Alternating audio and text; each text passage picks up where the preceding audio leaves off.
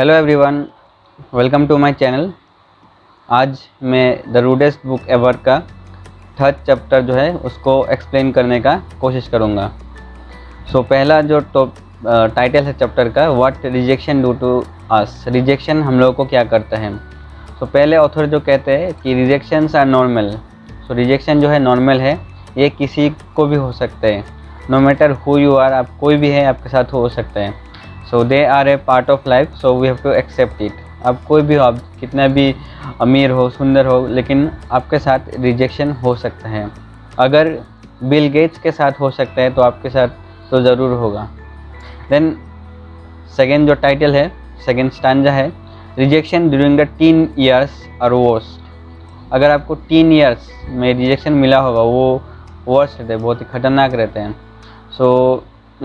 Tin years जो है हम लोग का ग्रोइंग ईयर्स रहता है, तब हम लोग ग्रो करते हैं। तब अगर रिजेक्शन मिल जाए तो बहुत ही ख़राब लगता है, जो कि लाइफ को भी इम्पेक्ट कर सकता है। वहाँ पे ऑथर कहते हैं कि एग्जाम्पल लेते हैं, तब कुछ रिजेक्शन ऐसे होता है कि आपका जो टीचर है, जो आपका फेवरेट टीचर है, वो आपको नोटिस नहीं करता है, या फिर जो आपका सीनियर है, जो एकदम आपका स्कूल का कूलेस्ट सीनियर है, आपको अपना क्रिकेट टीम या फिर फुटबॉल टीम में नहीं लेता हो। एंड मोस्ट इम्पोर्टेंटली आपका जो भी क्रश है वो आपको नोटिस नहीं करता हो, या फिर आपका जिसको भी आप पसंद करते हो वो उसने आपको रिजेक्ट कर दिया। तो ये सब एग्जांपल देते हैं ऑथर। ये सब मतलब एक रिफ्लेक्शन है, कॉमन एग्जांपल है टीन ईयर्स में रिजेक्शन मिलने का। हम लोग को ये समझना पड़ेगा कि जो भी बच्चा भी है, कोई भी, उन लोग को समझाना पड़ेगा कि इस टाइम पे अगर रिजेक्शन मिले तो रिजेक्शंस अननॉर्मल मिल ही सकता है।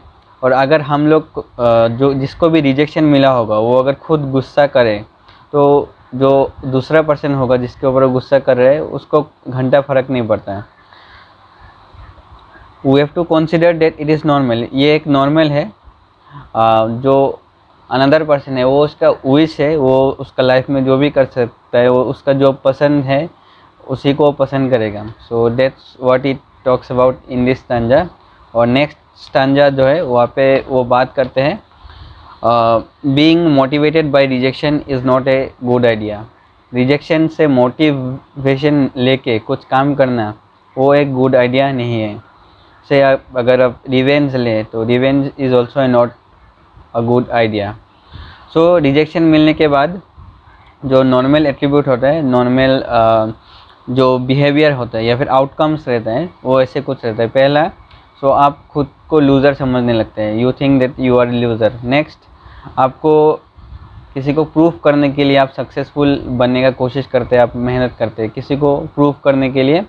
जो भी किसी ने आपको रिजेक्ट किया उसको प्रूफ करने के लिए आप बहुत सारा मेहनत करते हैं, आप लाइफ में आगे बढ़ने का कोशिश करते हैं। एंड द थर्ड इज़, आपको दुनिया एकदम चूतिया लगने लगता है। तो आपको लगता है कि दुनिया एकदम चूतिया, तो इसलिए आप ब्लेमिंग करना शुरू कर देते हैं, दूसरे को हेट करते हैं आप। तो ऐसा कुछ होता है। ये तीन कैटेगरी में डिवाइड करते हैं, तीन आउटकम्स, मोस्ट कॉमन आउटकम्स रहते हैं, इसलिए ये तीन आउटकम जो है ऑथर ने दिया। आपको लग रहा होगा जो सेकंड नंबर आउटकम है वो बहुत ही अच्छा है, लेकिन नहीं। क्यों?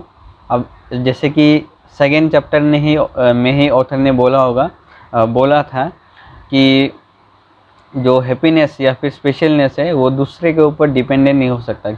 और यहाँ पे आप दूसरों को प्रूफ कर रहे हैं कि आप सक्सेसफुल हैं। तो अगर आप दूसरों को प्रूफ करने के लिए कुछ करें तो आप अंदर से हैप्पी नहीं होंगे। जब तक उनका अप्रूवल नहीं मिलेगा तो आप तो कम्प्लीटली हैप्पी नहीं होंगे। और आपको क्या लगता है, जो दूसरा पर्सन है वो केयर भी करता होगा? ऐसा हो सकता है कि एक घंटा उसको फ़र्क नहीं पड़ता है। ऐसा हो सकता है। That's what he talks about.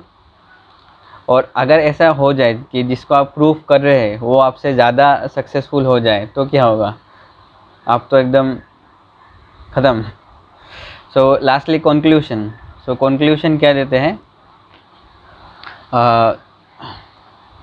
आपको लाइफ में क्या भी करना है वो आपको खुद फाइंड आउट करना है। और अगर आपको मिल जाए वो चीज़ तो ठीक है, तो आप वही काम में आगे बढ़ते रहिए, वही काम में इम्प्रूव करते रहिए, बेटर बढ़ते रहिए, तो ही आप हैप्पी रहेंगे और रिजेक्शन आपको अफेक्ट नहीं करेगा। लेकिन किसी को होता है कि जो उसको पसंद है वो काम नहीं मिलता है, तो उसी के साथ थोड़ा कॉम्प्रोमाइज़ करके उसी को अच्छा लगाना पड़ेगा, वही काम को बेहतर करते रहना पड़ेगा। एंड या फिर साइड में दूसरा कोई काम भी स्टार्ट कर सकते हैं, नया काम। तो ऐसा ऑथर बोलते हैं, ऐसा एग्जांपल, अगर आपको कोई काम पसंद नहीं है तो आप साइड में दूसरा काम स्टार्ट कर सकते हैं, या फिर उसी काम को अडॉप्ट कर लीजिए, उसी को अपना पसंद बना लीजिए। That's how you become happy and rejection does not affect you. So ऐसे ही मतलब दूसरों को इम्प्रेस करने के लिए काम करने से तो वो आपको हैप्पीनेस नहीं देगा या फिर स्पेशलनेस नहीं देगा, और आपको किसी का अप्रूवल नहीं चाहिए, और किसी का रिजेक्शन से या फिर किसी का अप्रूवल से अफेक्ट नहीं होना चाहिए।